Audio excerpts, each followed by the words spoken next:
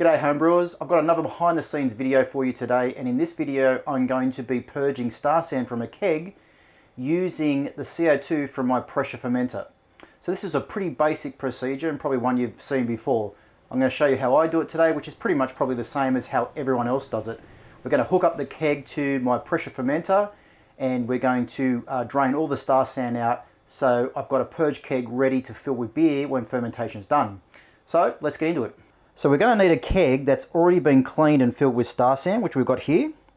We're going to need a bucket to empty the star sand into, which is right there. We're going to need a connection for the gas. We're going to need a carbonation cap so I can empty one of my hoses. We're going to need obviously a transfer hose, which I've got here, this liquid transfer hose, so I can get the star sand from the keg to the bucket. And I've also got one of my party taps, which I use in my keg fridge, which I'll talk about in another video. But I'm going to actually sanitize that and put that back in the fridge, so that's ready for when this keg's ready to serve. Now, in my fermenting fridge, I've currently got a Fermenter King Chubby, which is full of a lager. This is just a basic lager recipe that I've been brewing and tweaking. And as you can see, connected to the fermenter, I've got, on the gas side, I've got my gas post. I've got one of these John Guest fittings, and I've got a hose running to my spunding valve, which is a Kegland blow tie. And the beauty of these Kegland blow ties is you've got the exit end there, which I've got another line connected to, and that line runs behind the fermenter and it runs down into this reagent bottle just here. And you can see I'm currently blowing off some gas there. I just do that so I can see the gas blowing off. It just gives me a quick idea of how the fermentation's going, because really, I mean, you can see into it obviously, and you can see when the krausen's up like it is at the moment. You can know it's in the peak of fermentation, and you can see the pressure's up, but that actually gives me the opportunity to see how strong it's off-gassing, so I can tell how strong the fermentation is. So what I'm going to do is I'm going to take this out of the reagent bottle. We're going to connect it to this one here, hook it up to the gas side, and then we're going to hook our liquid line to the liquid post and into the bucket. So let's get into it. All right, I've got my GoPro set low so you can see what I'm doing. You're not going to see my face, but you're going to see exactly what I'm doing.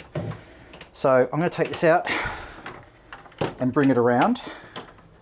And the beauty of this technique also is you can keep your beer at pressure, which I've currently got my lager at pressure. I'm doing this as a quick ferment. This is running at 15 degrees Celsius, 20 psi, and it's W3470. I want to get this lager out nice and quick. The beauty of this obviously is you can keep your pressure, but also you can off-gas with the blow tie spunding valves. So I'm going to hook that up to my gas post. I'm going to move these hoses out of the way. Alright, I'm going to get this keg over a little bit closer. I think about here is good. Identify my gas lines. I guess you can turn it around. So my gas line's on this side. Alright, pressure's on. I'll move that excess hose out of the way. Okay, and then I'm going to grab the buckets. Take the lid off. Bucket's nice and clean, ready to accept the star sand. I'm going to grab, now the first thing I'm going to do, whoops, sorry about that. The first thing I'm going to do is actually run some star sand through my serving hose. So hook that up to the liquid side.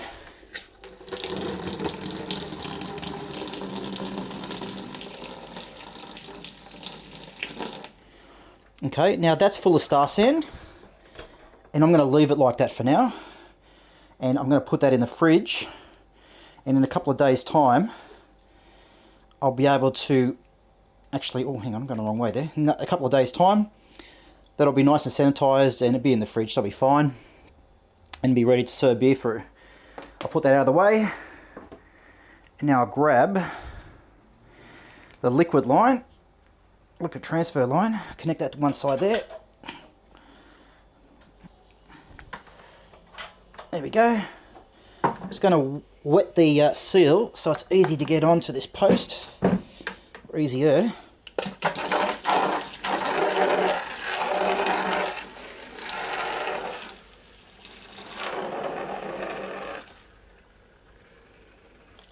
So that's going to slow down now, as you can see. I had some pressure in the keg initially. It was filled with Star San right to the top, and it was charged with pressure. And that's bleeding out. So that pressure that was already in the keg is bled out now. And what you're going to see now is literally just the overflow pressure from fermentation. So it's not the 20 psi that I'm fermenting under, which is going to push it out. It's just the overflow from the spunding valve. It's going to run through the keg, and it's going to slowly push this out now. And that's going to take a few hours. So I'll grab my clamp, which I did have handy. There it is. It's quite a little bit too big, but it doesn't matter. And I'm just going to clamp that so it sits there nicely. And that's just going to slowly drain the keg of Star San.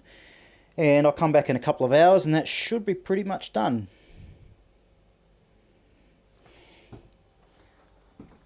And while it's doing it, I've got a nice long line here.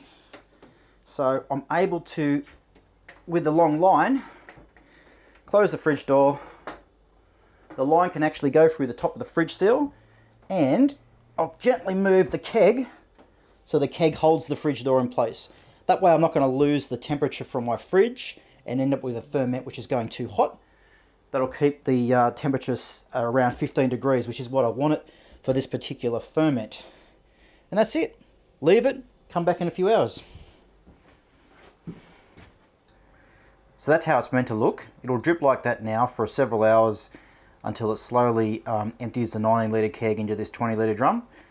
I'll come back in a few hours and that should be completely full, but that's the kind of dripping you expect to see from an average fermentation.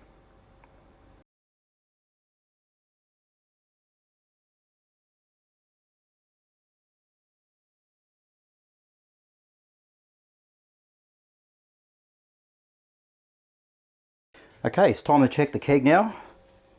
And as you can see, we've got a full 20 litre bucket of Star San. That's 19 litres of Star San in that bucket from that keg there.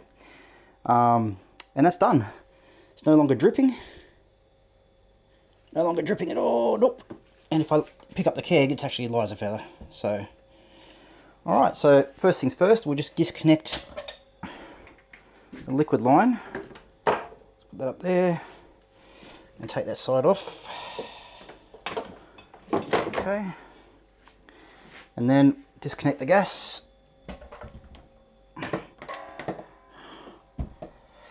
I'm going to put a lid on this bucket.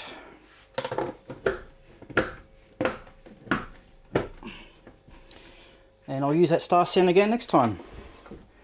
I'll store that over there. Now if we go on the fridge,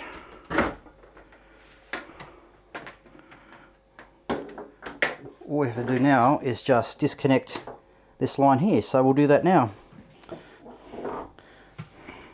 Actually, I'm trying to disconnect the wrong end here. What am I doing? I'm supposed to be disconnecting this end and putting it back into... There you go. Plenty of gas coming out there. So we're obviously at peak fermentation. Just thread that back in.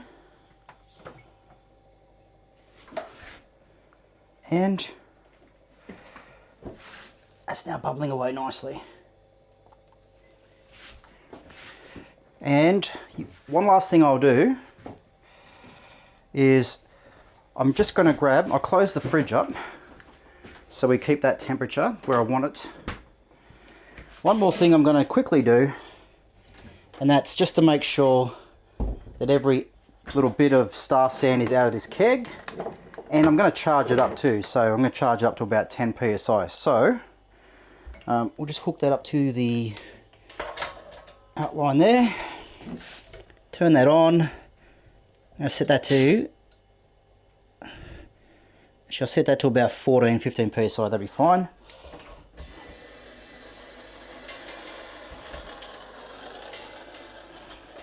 Yep, good. The keg's definitely empty.